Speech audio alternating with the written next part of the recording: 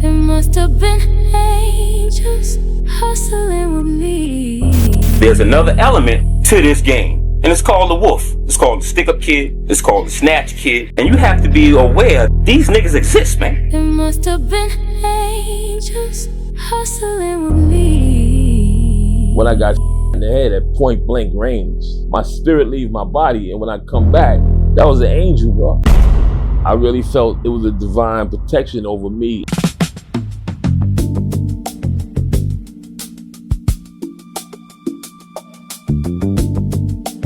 Azie grew up in Harlem, a small Manhattan neighborhood that gave birth to many legendary hustlers and trendsetters. The history dates back to the 1920s, and black gangsters were in control. The whole hustling spectrum was different then. You know, it's not like it is now, where everything is every man for himself now. Back then, it was a more organized situation. One of the main hustles back then was the numbers game, which was made popular by Casper Holstein and Stephanie St. Clair. Sir, 456, right? Right on, baby. Mr. Porterfat, Ace Deuce Trey. Oh, time as she came. Our man can remember all those numbers without writing them down. Is a real deep, dark mystery to me. Numbers was a way of life, was like black people's Wall Street. That was where the money was. The 1930s also saw the rise of Bumpy Johnson, who controlled Harlem and wouldn't allow it to be flooded with drugs. Bumpy also wouldn't allow anybody outside the community or who wasn't black travel past 110th Street without talking to him first. Back then, you couldn't come past 110th Street, Harlem, without talking to Bumpy Johnson. Bumpy was like a good gangster, you know what I mean? According to what Chisholm told me. I got with Bumpy Johnson in the 40s. You understand? We control the drugs, like the kids nowadays don't do it. The beginners them had it, but we control it in this form. Anything that's done in your neighborhood must be controlled by you. In other words, no one could sell nothing in our neighborhood unless we give it to him. Unless he bought it from us. See, and you just don't come in and start selling no drugs or just selling no people. Not in our neighborhood. Wells Restaurant, 1968. Bumpy Johnson passes away, and everything changed. The government took over the numbers game and created the lottery, and Harlem was immediately flooded with H, giving birth to kingpins like Nicky Barnes and others. H and C became the economy for the underworld, and by 1983, AZ was now in that world as a street pharmacist. I'm working in the cleaners. You feel me? This is how I meet the connect, and then next thing you know, I'm in the game. I didn't choose, the game chose me. And then I became who I became overnight, trying to get rid of it quick. I lowered the prices, but that shit just made motherfuckers start coming from all over. Like other young kids at that time, the street economy was a means of survival. Poverty levels was at an all-time high, and that economy was the only way for some to feed their families. AZ entrance was through a high-level Colombian plug who gave him bricks at an unbelievable price. I was getting joints for a dirt price, man. I don't think nobody on the street can compete with the prices I was getting. Rumor was, AZ was getting bricks for as low as $13,000 a brick, when the average price was $20,000 and above in the early 80s, right before the epidemic. With numbers like that, you get no choice but to blow up, And blow up is what AZ did. He was brand new to the hustling game, so his strategy was to get rid of it the fastest way possible, and that strategy became a masterful game plan. This big for $10. You know, when niggas was selling shit this big for $50, this is how A blew. Instead of moving one bird and trying to make 100,000 off of it, I'll move one bird and make 15,000 off of it, but I'll move 5 birds before you move that one bird, and everybody can eat that way. His spot became profitable so fast, he had to open up more than one spot in Harlem. Some spots was doing a brick or more a day of powder. Yeah, A didn't play that. A didn't play bottle up this. You had to bottle up the whole brick. 45th Street was moving so quickly. At times, it was doing 2-3 bricks a day. So that was a lot of bottles. You figure we was giving up almost close to a half a gram for $10. No cut, straight raw. No chaser, straight off the brick into the bottle. Coming straight off the brick into the bottles. And AZ only dealt with raw powder, never crack. It didn't make sense to me, personally speaking, because you got to put the water in, baking soda, bring it back, and all that's hard work. All you got to do is take one of these bottles, shake it up, you do that for yourself. I'm not working for you. Even though it made more money, but I'm good. 2 to 3 spots moving a brick or more a day on the retail side is a lot of money. But he also sold weight and had crews from different parts of Harlem and in the city buying from him. A lot of money was being made here. A lot of hustlers came here and picked up from all over. Queens, Brooklyn, Westchester, all over Harlem and the Bronx. They came right here to meet us. But with success comes envy, and with money comes the other side. There's another element to this game, and it's called the wolf. It's called the stick-up kid. It's called the snatch kid. And you have to be aware that these niggas exist, man. This is a reality. This is a reality. You can't deny it. And it's all a part of the game. This is a package deal. This is a package deal. In 1987, greed and envy led a worker to come up with a plan to rob and erase AZ, believing he knew where the motherlode of work and cash was. But he was wrong. The Bronx apartment that he made plans for a come-up was not a stash house. Although it contained a safe, the apartment only held a small amount of cash and work. But this was a miscalculation that caused the lives of innocent people. August 20th, 1987 in the Bronx, man. Shot me. A friend of mine was with me named Charlie. This young girl was with me. She got shot. My aunt got shot, and two of her friends got shot. We was all left for dead, man.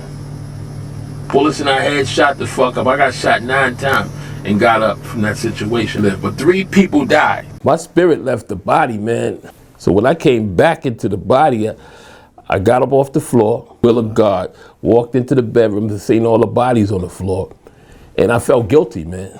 I felt like it was my fault. Like, damn, man. It's crazy to see someone put the gun on your forehead and you watch them pull the trigger. I braced myself to take a bullet, not a punch, but to take a bullet. That embrace was so deep that God, like, I didn't even feel a gunshot when I left. But the body must have stayed there and they must have kept shooting the body up. But I was gone already, bro. You know what I mean? I was in the light. And it was up to me if I wanted to live or not. And I asked God to let me live. And here's the results. I'm here right now. That was an angel, bro. Nobody can tell me that's not true. I really felt it was a divine protection over me. All they got from me that day is what I had in my pocket, what I won playing this guy in basketball. We played a game for $5,000.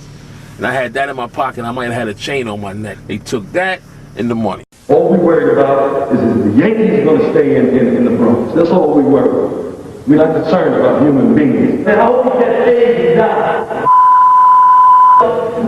You said your piece? I said my piece. Give me my time. I'm going to get out of here. Odds are Henry Bolden and Ronald Timmons will never set foot on a city street again. The brazen killers were sentenced to 112 years to life for the execution-style murders of 3 and the shooting of 3 other Bronx people in 1987. The niggas who shot A, if I went up north today or tomorrow, bro, you know what I tell them niggas, man? Y'all some stupid niggas, man. Y'all niggas could have asked A for some money, man, or some work. Y'all listen to a bozo nigga? Y'all let a bozo nigga talk y'all into doing this? His sister's ex-boyfriend told on y'all. Y'all wouldn't be in prison if this nigga didn't tell on y'all. Don't make it seem like y'all in prison because A told. He didn't know y'all niggas from a hole in the wall, bruh. Never seen y'all, none of that, bruh. So y'all let a bozo nigga talk y'all into doing bozo shit. When A got shot the fuck up, me, Poe, Rich, Black Nut, and T-Money, God bless his dead, rode around for days looking for the niggas who shot you up, So you didn't even have to do nothing but just stay in the hospital. It was gonna get taken care of. Yeah, what's deep is, man, after the situation, but when I was in the hospital and the detectives came in there, they basically told me everything about me. They knew the houses I had in Jersey, how many cars I had. They was like, we know you got the spot on 145th. We know you got the spot on 130th. We know you hustle right across the street from your man Rich. You got the coke over here. Rich got the cracks over there. They basically told me my whole layout. And to me, for them to know that much and how low I was playing in the game, being quiet, that made me start thinking like, oh shit. Years later, a friend of Azie's relayed a message from one of the culprits of that night. The cat name was Ronald Timmons.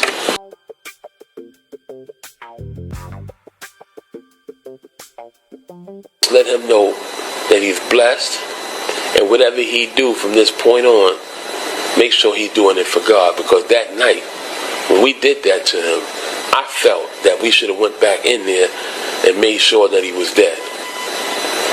You understand? So when I turned around to open up the door to go back inside to put some more bullets in him, he said it must have been a gust of wind or something that closed the door and locked it. I know that was God. After the August 1987 tragedy, Azie faced more situations where he felt divine intervention. The night Rich Porter was unalived, he caught Alpo lurking in the shadows in front of one of his Harlem apartments in Lenox Terrace. Alpo began to call Azie to his car when a friend of Azie's called out to him and told him don't go over there because he was watching when Alpo pulled up and felt something wasn't right. He said, yo, dog, don't go over there. I said, why you say, see, yo, that nigga was in the cut, like, laying. I was like, for real? He was like, yeah. I said, all right. So I said, give me a minute, Paul. I went upstairs. But when I came back down, he wasn't there. In the back of Lenox Terrace, I had a parking lot, and I had one of my cars there, and it was dirty. But in dust, someone wrote, you next, motherfucker. On two other occasions, Azie felt he was saved with angels working through other people. One particular night was through a Brooklyn hustler named Puerto Rican Jesus. We playing ball, some dudes pull up like 4 cars deep while we playing ball. They called Jesus, Brooklyn dudes. Jesus was from Brooklyn. So Jesus talking to him for a minute. They leave, they get back in their car and leave. Jesus came over and said, yo, hey man, them niggas came to murder you, bro. I'm like, word? For what? Fuck. I don't know, I have a clue. They said your man killed they man Demischio out in D.C. Fast forward to another night, while performing with his group Mob Style. A friend caught his attention and said some guys were scheming on him, and he needed to leave. So I hear him, I go in the back, he like, yo, dog, listen, man, you gotta get up out of here. Some niggas out front. He had a van, take this van and get your crew up out of here, bro. We slid out the back and we got up out of there. And we got up out of there.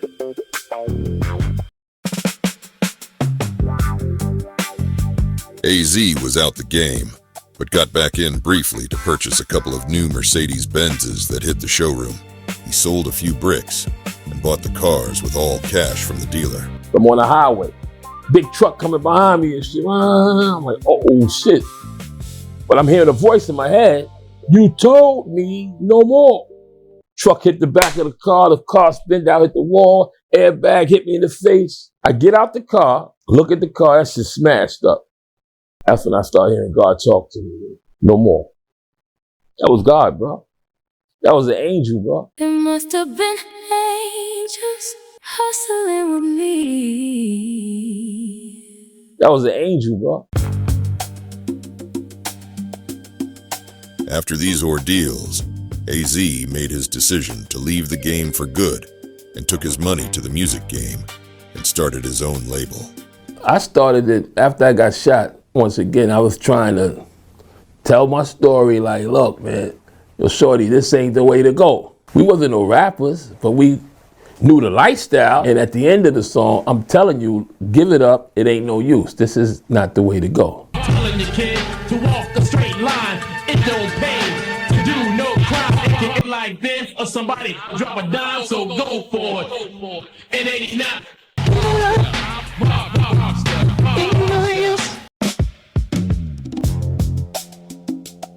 The original name of the group was The Good, The Bad, The Ugly.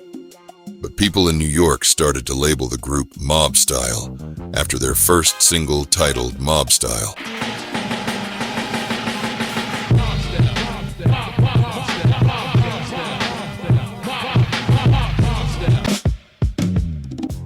Their album was bootlegged in the streets, with people selling copies of the tape for $20 to $50 apiece. Mob Style had become so popular that a rap beef took place against the West Coast group NWA when Tone Capone threw a dart. I'm the best of the bunch, taking pussy to lunch, stomping, suckers from Compton with one punch. I didn't stutter, my brother, I came to warn ya. Whack MC from New York to California, I'm untouchable. NWA came right back with Black, the good, the bad, the ugly, see? A little streetwise nigga, you know me. Rolling with some real niggas playing for keeps, but you motherfuckers know who run the streets. It didn't stop there because Mob Style came right back. And that'll kill your lover cause he choose another, and stop murdering your brother cause he sports another color. You're beefing with us, you little pussy motherfucker.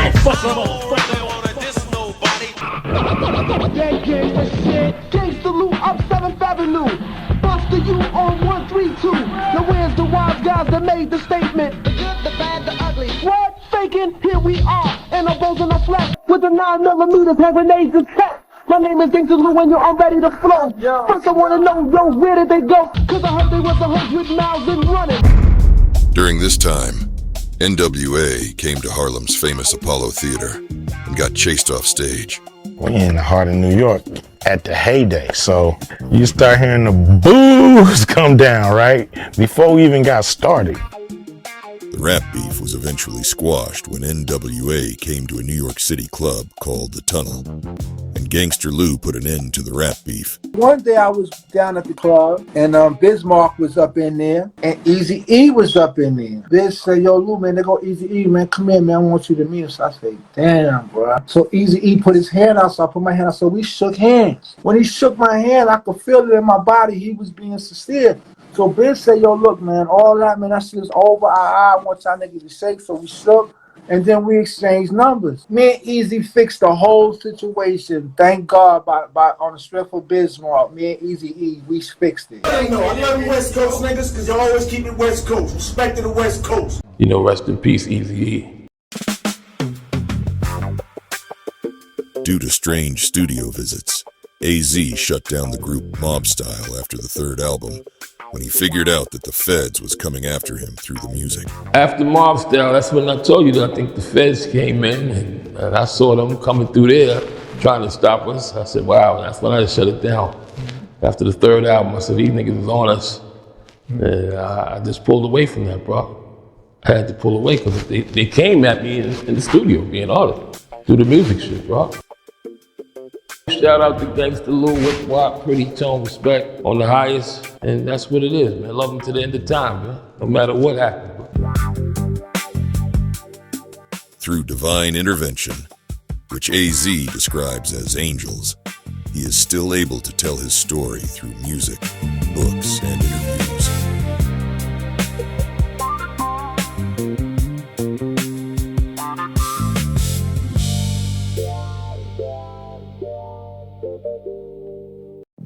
The hustler moves in a different realm of wisdom, a different realm of application.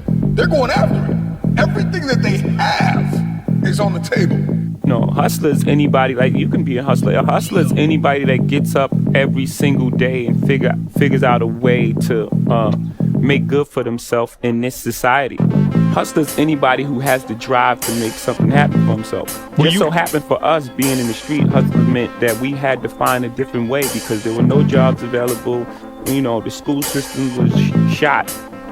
You know, so we had to hustle to find a different way to make means for ourselves. Which we call the American hustlers. If you believe in you too can be a hustler. By any means necessary. Hustlers, Republicans and Democrats. Conservatives, labor, the seller, the buyer, the product, the producer. So you are what you are. Hustlers. Is absorbed and adored by those that don't understand the laws that govern. Hustlers. Allows you to make up your own laws and create brand new works. Hustlers. The mentality, an American way. If you believe, then you too can be a hustler. Damn, it feels good. Damn, it feels good to be a Hustler.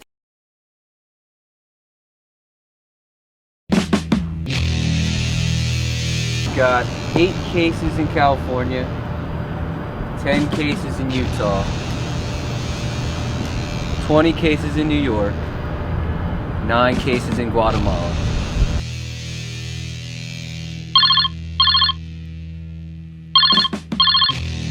What's up, man? This call is to let you know you made the list. You ready for this? Yeah, man. Each case is 1,000 joints. If you can handle it, just say okay. Okay.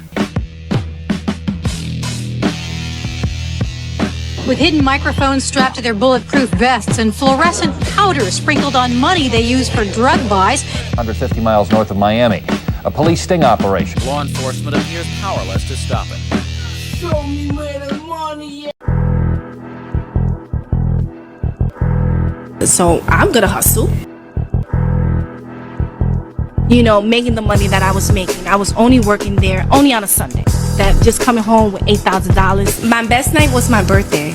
Every year, I only bartend for 3 years. I only said 3 years I was gonna be in here, start my clothing line, and I was out. 65, 70. 5, 6, 7. How many bottles? I need a calculator. Oh my God! One of Floyd fight weekends, I did Friday, Saturday, Sunday. I made $37,000. I had 2 hotel rooms, one for just my money, one for me to stay there. I learned a lot, and like I said, it's like the female drug game.